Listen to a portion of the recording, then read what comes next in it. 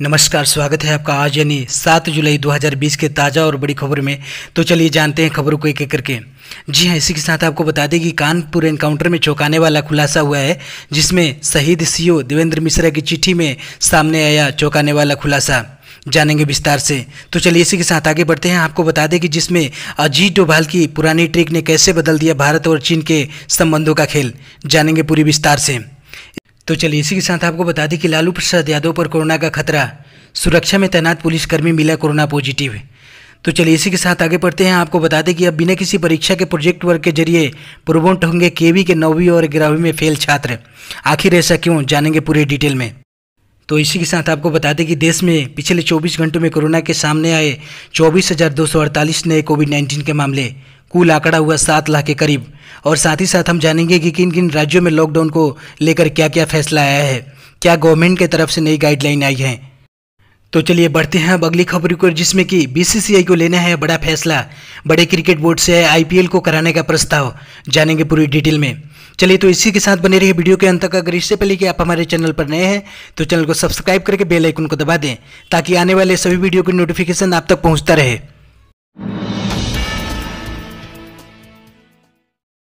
अजीत डोभाल की पुरानी ट्रिक ने फिर बदल दिया भारत चीन के संबंधों का खेल। जी हां दोस्तों, आपको बता दें कि लद्दाख में एलएसी पर तनातनी के बीच भारत और चीन के विशेष प्रतिनिधियों ने फोन पर बातचीत की। विदेश मंत्रालय ने कहा कि भारत की ओर से एनएसए अजीत डोभाल ने चीन के विदेश मंत्री वांग यी से बातचीत की। दोनों देशों के प्रतिनिधियों के बीच 5 जुलाई को बातचीत हुई है। बातचीत के दौरान हाल ही के घटनाक्रम पर विस्तार से चर्चा हुई। एलएसी पर शांति बहाल करने पर भी जोर रहा। इसके साथ साथ सेनाओं को पीछे हटने पर भी जोर रहा। बातचीत के दौरान सेनाओं को सिलसिलेवार पीछे हटने पर भी सहमति बनी। इसके साथ साथ इस पर भी बात हुई कि कोई भी पक्ष एक तरफा यथाशक्ति न बदले।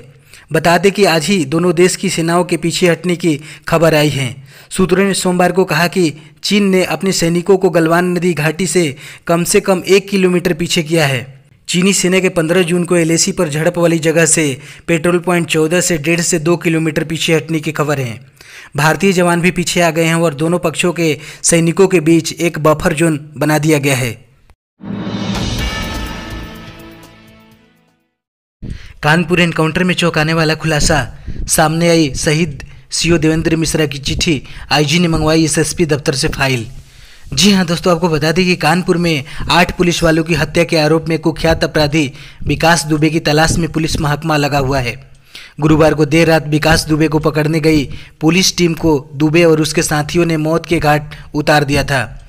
इस मामले में पुलिस को किसी अपने के भेदिए होने का शक है। मुखबिर का पता लगाने के लिए चौबेपुर थाने के ऊपर जांच बैठा दी गई है। यह पता करने की कोशिश की जा रही है कि किस पुलिस वाले ने मुखबिरी की है। वहीं पुलिस ने मुखबिरी के शक में चौबेपुर थाने के प्रभारी विनय तिवारी को सस्पेंड कर दिया है। चौबेपुर थाने के 3 और पुलिसकर्मी को निलंबित कर दिया गया है। इस बीच शहीद सीओ देवेंद्र मिश्रा की एक चिट्ठी सामने आई है, जिसमें एसओ विनय तिवारी और विकास दुबे की मिलीभगत का दावा किया गया है। मार्च महीने में यह चिट्ठी एनकाउंटर में शहीद क्षेत्राधिकारी देवेंद्र मिश्रा की ओर से तत्कालीन वरिष्ठ पुलिस अधीक्षक को लिखी गई थी। इसमें कहा गया था कि 13 मार्च को विकास दुबे के खिलाफ एक मामला पंजीकृत हुआ था, जिसमें विवेचना करने वाले अधिकारी ने धारा बदल दी थी। पत्र में सीओ मिश्रा ने लिखा कि धारा बदलने के बारे में पूछने पर विवेचक ने बताया कि थाना अध्यक्ष के कहने पर धारा हटाई गई हैं। मिश्रा ने एसएसपी को लिखी चिट्ठी में कहा था कि ऐसे दबंग और कुख्यात अपराधी के खिलाफ थाना अध्यक्ष द्वारा कार्रवाई नहीं करना और सहानुभूति बरतना संदिग्ध है।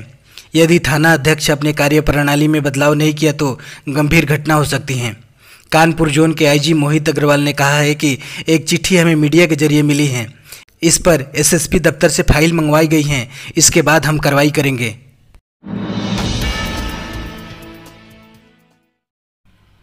लालू यादव पर कोरोना का खतरा, सुरक्षा में तैनात पुलिसकर्मी मिला कोरोना पॉजिटिव। जी हां दोस्तों, आपको बता दें कि राजद सुप्रीमो लालू प्रसाद यादव पर कोरोना का खतरा बढ़ गया है। उनकी सुरक्षा में तैनात पुलिसकर्मी कोरोना पॉजिटिव मिले हैं। जानकारी के अनुसार पुलिसकर्मी लालू प्रसाद यादव की सुरक्षा में तैनात किए गए थे। उनमें कोरोना संक्रमण कैसे आया, अभी इसका पता नहीं चल सका है। चारा घोटाले में सजायाफ्ता लालू प्रसाद यादव अभी अपनी गंभीर बीमारियों का रिम्स में इलाज करवा रहे हैं।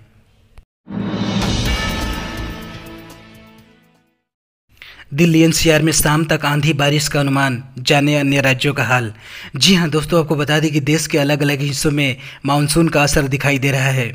गुजरात, महाराष्ट्र और बिहार में भारी बारिश से बुरा हाल है। इन राज्यों में कई इलाकों में लगातार बारिश से बाढ़ जैसी हालात बन गई हैं। भारतीय मौसम विभाग ने अगले 4-5 दिनों में मध्य एवं पश्चिम उत्तर भारत के कुछ हिस्सों में भारी बारिश का अनुमान व्यक्त किया है।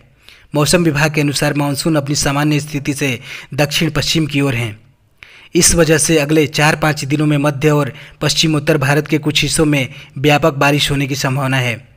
विभाग के अनुसार अगले 2 से 3 दिनों में उड़ीसा, बंगाल, झारखंड और बिहार में भारी से बहुत भारी बारिश होने की संभावना है। इसके अलावा अगले 3 दिनों के दौरान गुजरात के सौराष्ट्र और कच्छ के क्षेत्र में भारी बारिश होने की संभावना है। पूर्वी उत्तर प्रदेश के एक चक्रवाती हवाओं का क्षेत्र पहले से सक्रिय बना है। इस सिस्टम से पूर्वी मध्य प्रदेश होते हुए विदर्भ तक एक टफ बना हुआ है।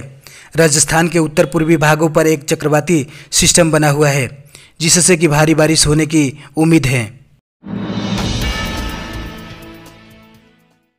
बीसीसीआई को लेना है फैसला, बड़े क्रिकेट बोर्ड से आया आईपीएल को कराने का प्रस्ताव।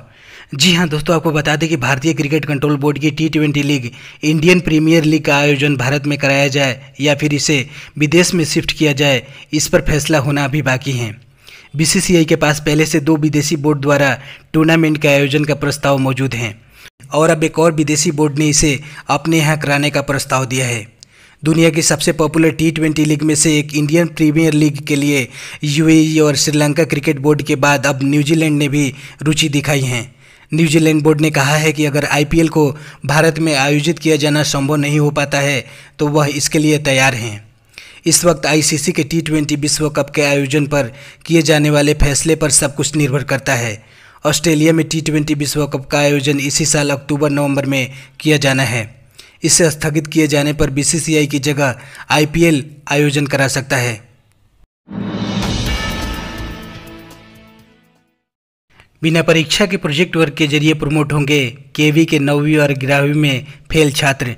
जी हां दोस्तों, आपको बता दें कि केंद्रीय विद्यालयों के कक्षा 9वीं और 11वीं के विद्यार्थियों के लिए गुड न्यूज़ है।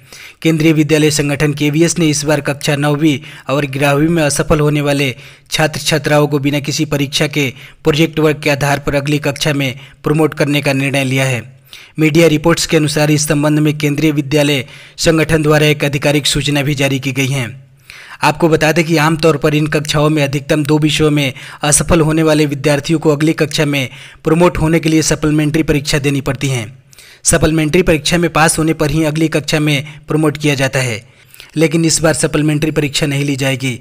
बता दें कि केवीएस ने कोविड-19 के मद्देनज़र देश भर में बढ़ते मामलों को देखते हुए निर्णय सिर्फ इस वर्ष के लिए लिया है।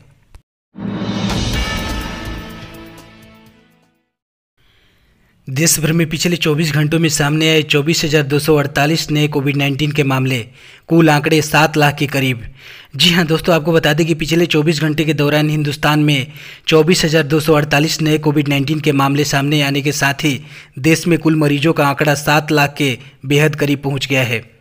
कोरोना वायरस संक्रमण के कुल 6,97,413 पुष्टि मामलों के साथ ही रूस को पीछे छोड़ते हुए भारत दुनिया भर में तीसरे नंबर पर पहुंच चुका है।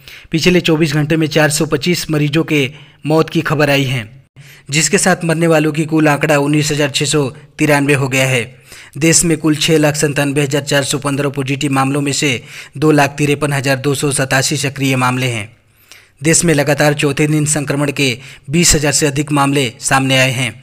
वहीं वायरस के प्रसार को काबू करने के मद्देनज़र असम और कर्नाटक जैसे चुनिंदा जगहों पर लॉकडाउन के साथ ही प्रतिबंधों को सख्ती से लागू कर रहे हैं।